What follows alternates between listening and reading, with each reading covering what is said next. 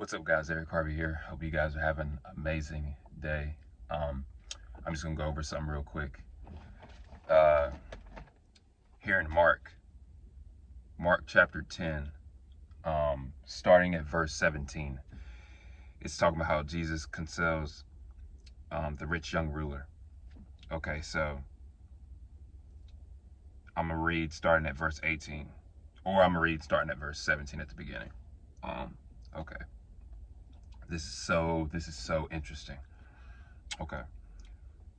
Now, as he was going out on the road, one came running, knelt before him, and asked him, "Good teacher, what shall I do that I may inherit eternal life?"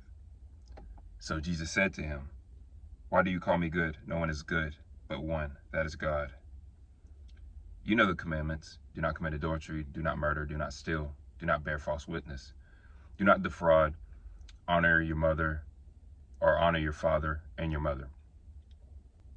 And he answered and said to him, "Teacher, all these things I have kept from my youth." Then Jesus, looking at him, loved him and said to him, "One thing you lack. Go your way, sell whatever you have and give to the poor, and you will have treasure in heaven. And come, take up your cross and follow me." But he was sad at this word and went away sorrowful, for he had great possessions. Now, this is so interesting about the rich young ruler. His heart was, at the end of the day, he knew of the Christ, he knew of God, but his possessions was greater. His heart was towards his possessions, towards the things that he had. And when you rewind on these Gospels, the parable of the sower, when it's talking about chapter 13 of Matthew, starting at verse 3 and ending at verse 9. Then he spoke many things to them in parables, saying, "Behold, a sower went out to sow. And as he sowed, some seed fell by the wayside, and the birds came and devoured them. Some fell in stony places where they did not have much earth, and they immediately sprang up because they had no depth of earth.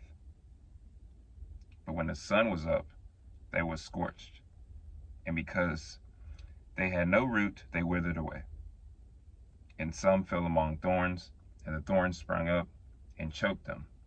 But others fell on good ground and yielded a crop, some 100-fold, some 60, some 30.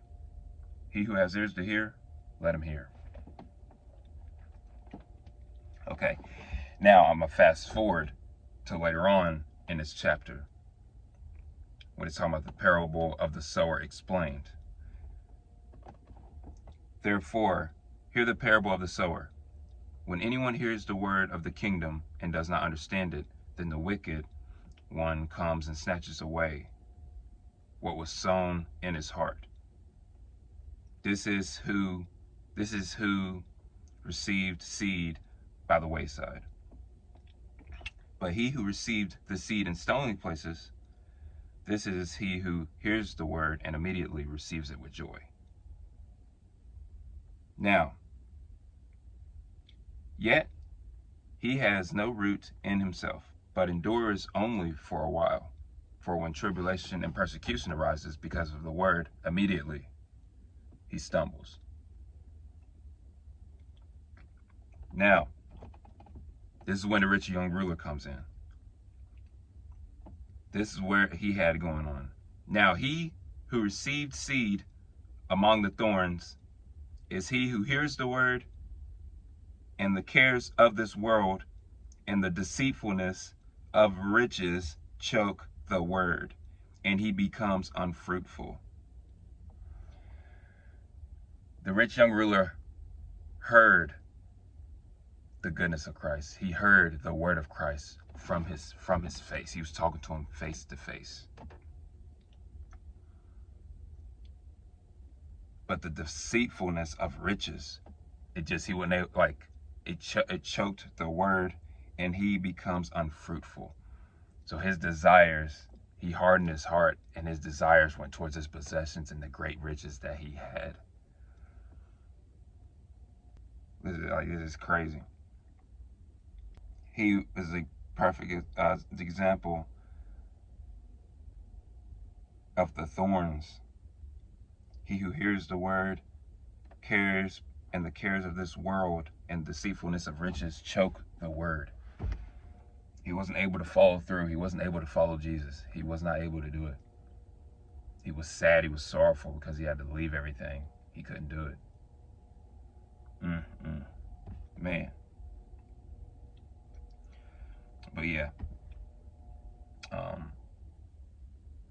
So important to have that foundation. So important to be grounded.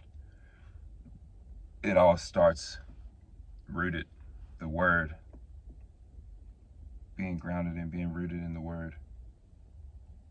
So good. But yeah, I just wanted to get on here real quick and explain that. Man, I'm just grateful, thankful for everything that the Lord is doing. Hope you guys are doing well out there. The Lord is coming back. He's coming back soon, and each day we got to be ready. Each day we got to be ready for his return, and he's coming sooner rather than later. We have to stay ready. But God bless y'all. Have an amazing day. I'll see y'all next time, God willing. Peace.